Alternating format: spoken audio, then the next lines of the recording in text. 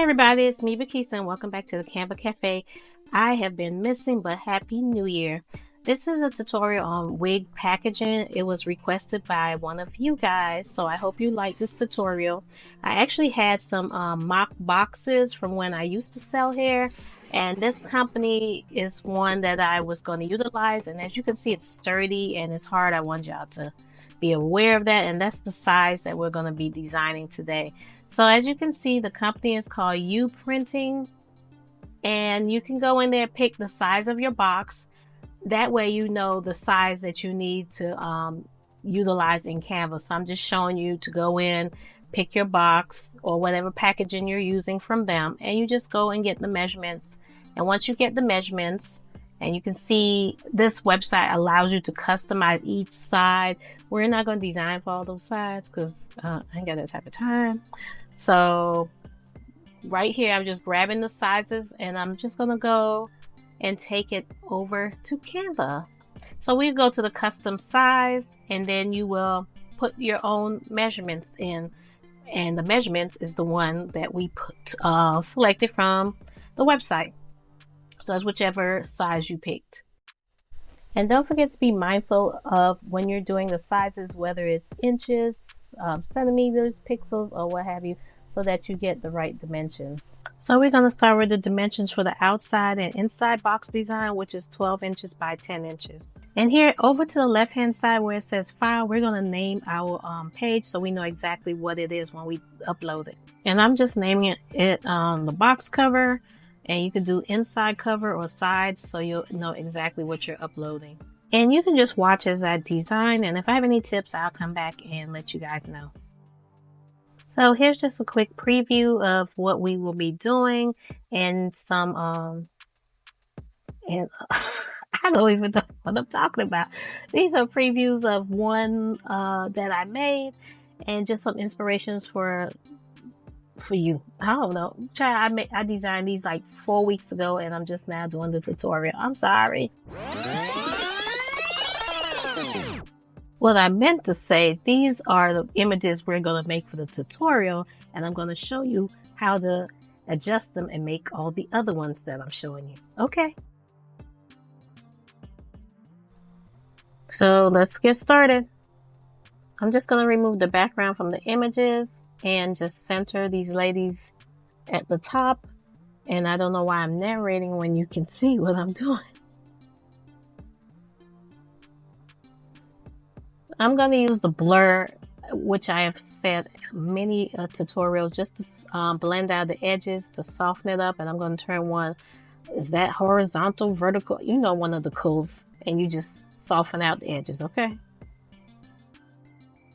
And to save a little time, I'm just lifting the words from the other page, and I'm going to zoom in so you can see I put a shadow so that the words look like they're floating and gives it a little bit more detail. And you can go in here and play around with the shadows if you want to add your brand colors to tie it in. So if you want your background to match, you just press the little rainbow thing and just hover over wherever you want to, and it'll help you to match your background, but we're not going to do that. I just wanted to show you that. So we're just going to take out the background and just watch.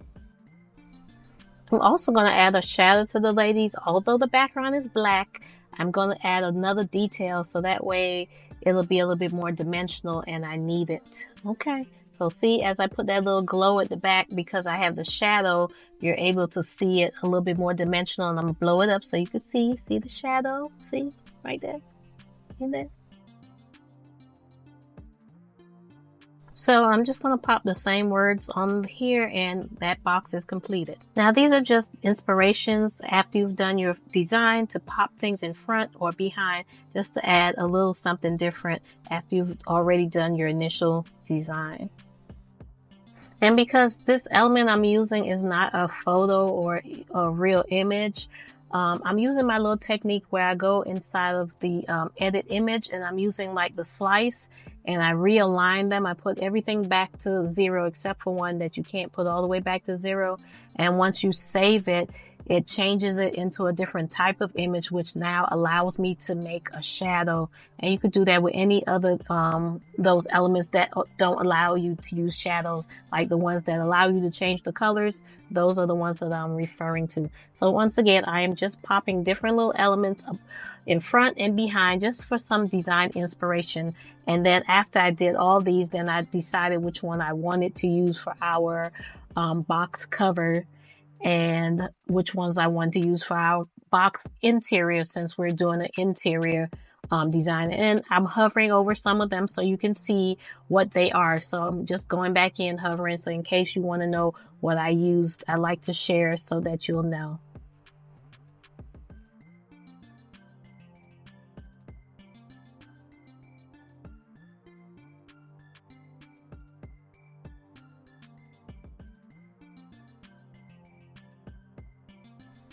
With the plain diamond one, that would be great for an interior box cover. Now we're doing the sides. Don't forget to go back and put in the dimensions that you want for your sides. I already did it. And we refer back to the website to let you know what the dimensions are. So this one is just going to be a quick look and listen, but look and watch. And what I did was I referenced the box covers that we already made on the previous, the tutorial you just watched.